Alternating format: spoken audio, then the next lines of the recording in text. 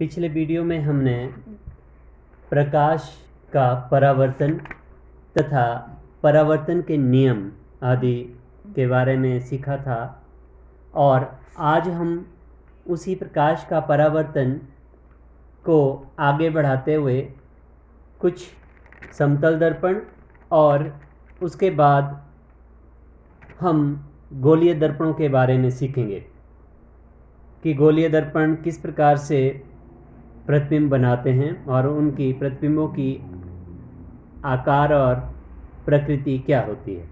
तो पहले गोलीय दर्पण के बारे में थोड़ा जैसा आपको बता दें कि गोलीय दर्पण क्या होते हैं। ऐसे दर्पण जिनका परावर्तक पृष्ठ गोलीय है गोलीय दर्पण कहलाते हैं। किसी चमकदार चम्मच को अगर आप लेते हैं वह भी एक प्रकार का गोलीय दर्पण माना जा सकता है, क्योंकि उसमें एक तरफ को अवतल होता है दूसरी तरफ को उत्तल होता है। तो इस तरह से हम उसको भी गोलीय दर्पण मान सकते हैं। वास्तव में ये दर्पणों के परावर्तक पृष्ठ किसी गोले का एक भाग होते हैं। क्रियाकलाप एक, इसमें आप अपने आप स्वयं भी कर सकते हैं और यहाँ पर हम एक चित्र के द्वारा आपको समझाने की कोशिश कर रहे हैं कि चम्मच में अगर आप अपना चेहरा देखेंगे तो कैसे दिखाई देता है। पहले अंदर की तरफ को जो अवतल है उसमें अगर आप अपना प्रतिबिंब देखेंगे तो आप अपने आप को देख पाएंगे कि आपका चेहरा उसमें बड़ा दिखाई देगा और उल्टा दिखाई देगा। अब चम्मच को पलटेंगे तो दूसरी तरफ आप अपना प्रतिबिंब देखेंगे तो वो सीधा होगा और छोटा दिखाई देता है। तो गोलीय दर्पण कितने प्रकार के होते हैं? गोलीय दर्पण दो तरह के होते हैं, दो प्रकार के होते हैं। एक जिसका जब गोलीय दर्पण का परावर्तक पृष्ठ अंदर की ओर केंद्र की ओर वक्रित होता है तो उसे अवतल दर्पण कहते हैं। दूसरा उत्तल दर्पण, जब गोलीय दर्पण का परावर्तक पृष्ठ बाहर की ओर वक्रित हो तो उत्तल दर्पण कहलाता है। चम्मच की अंदर की ओर अवतल दर्पण और बाहर की ओर उत्तल दर्पण जैसा होता है। तो गोलीय दर्पण में प्रयोग होने वाले कुछ शब्द हैं, कुछ पद हैं, टर्म्स हैं जिनको समझना बहुत ज़रूरी होता है। तो पहला है ध्रुव, जिसको हम पोल कहते हैं। गोलीय दर्पण के परावर्तक पृष्ठ के केंद्र को दर्पण का ध्रुव कहते हैं। यह दर्पण के पृष्ठ पर स्थित होता है और इसे कैपिटल पी शब्द से निरूपित करते हैं। वक्रता केंद्र, गोलीय दर्पण का परावर्तक पृष्ठ एक गोले का भाग है। इस गोले का केंद्र गोलीय दर्पण का वक्रता केंद्र कहलाता है, जिसे हम सेंटर ऑफ कर्वेचर भी कहते हैं। इसे कैपिटल सी से निरूपित करते हैं। ध्यान देने वाली बात है कि यह वक्रता केंद्र दर्पण का भाग नहीं है। ये जो सी है ये दर्पण का भाग नहीं है और ये परावर्तक पृष्ठ से बाहर होता है। और अवतल दर्पण में यह परावर्तक पृष्ठ के सामने स्थित होता है, जबकि उत्तल दर्पण में ये परावर्तक पृष्ठ के पीछे स्थित होता है। अवतल दर्पण के सामने होता है और उत्तल दर्पण के पीछे स्थित होता है। अगली टर्म है वक्रता त्रिज्या, रेडियस ऑफ कर्वेचर। गोलीय दर्पण का परावर्तक पृष्ठ जिस गोले का भाग है उसकी त्रिज्या दर्पण की वक्रता त्रिज्या कहलाती है, जिसे हम R से निरूपित करते हैं, कैपिटल R। और चित्र में हम PC दूरी से वक्रता त्रिज्या को दर्शाते हैं। मुख्य अक्ष, जिसको प्रिंसिपल एक्सिस बोलते हैं हम, गोलीय दर्पण के ध्रुव तथा वक्रता त्रिज्या से गुजरने वाली एक काल्पनिक रेखा को हम मुख्य अक्ष कहते हैं। मुख्य अक्ष दर्पण के ध्रुव पर अभिलंब होती है। तो यहाँ पर हम एक क्रियाकलाप करते हैं। इसमें हम अवतल दर्पण से सूर्य का प्रतिबिंब प्राप्त करने की कोशिश करते हैं। तो आइए इस क्रियाकलाप को देखें और समझें।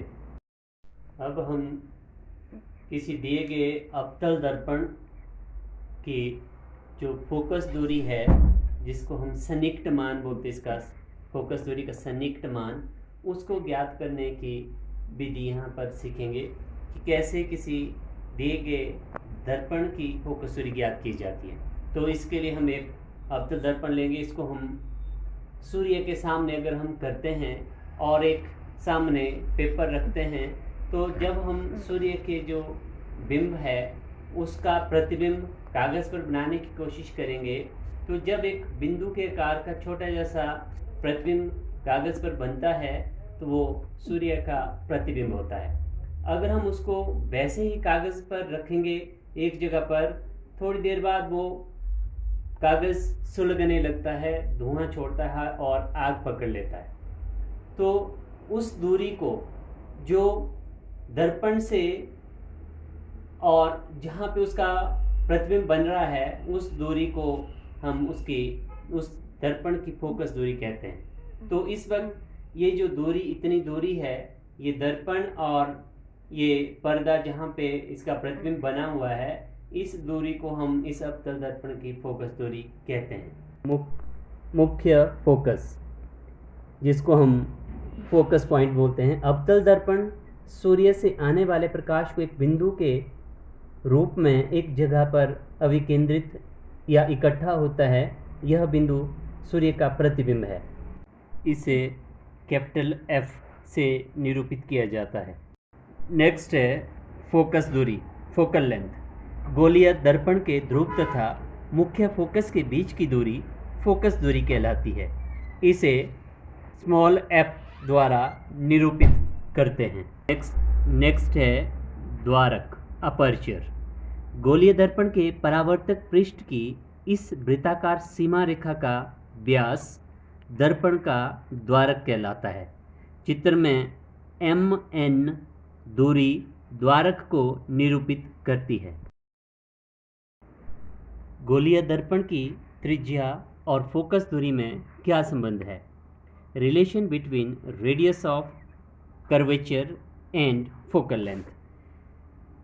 गोलीय दर्पण की वक्रता त्रिज्या r तथा फोकस दूरी f के बीच में यह संबंध है कि जो गोलीय दर्पणों के लिए वक्रता त्रिज्या है वो फोकस दूरी से दुगनी होती है। जैसे r बराबर है 2f, ये दर्शाता है कि गोलीय दर्पण का मुख्य फोकस उसके ध्रुव तथा वक्रता केंद्र को मिलाने वाली रेखा का मध्य बिंदु है। r बराबर है 2f और f बराबर है r/2 होता है।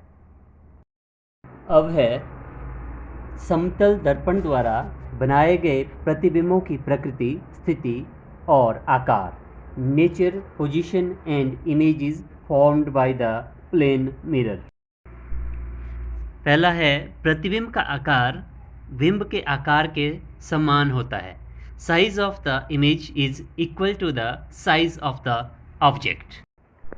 सेकंड है प्रतिबिंब की स्थिति बिंब की दर्पण से दूरी के बराबर होती है। Position of the image is equal to the distance of the object from the mirror. मतलब जितने सामने हम मिरर के खड़े होते हैं, प्रतिबिंब मिरर के अंदर उतनी ही दूरी पर बनता है। तीसरा है प्रतिबिंब की प्रकृति आभासी होती है। मतलब जो प्लेन मिरर, समतल दर्पण द्वारा प्रतिबिंब बनते हैं वो आभासी बनते हैं। चौथा है पार्श्व परावर्तन, या इसको पार्श्व व्युत्क्रमण कहते हैं, लेटरल इन्वर्जन। जब हम समतल दर्पण के सामने खड़े होते हैं तो हमारा दायां भाग प्रतिबिंब का बायां भाग दिखाई देता है और बायां भाग दायां दिखाई देता है। The phenomenon where are left appears as the right and right appears as a left in a mirror. अगले वीडियो में हम गोलीय दर्पणों द्वारा प्रतिबिंब बनना आदि के बारे में सीखेंगे। तब तक के लिए बहुत बहुत धन्यवाद। यदि आपको ये वीडियो पसंद आए तो like, share, comment and subscribe करना ना भूलें। Thank you.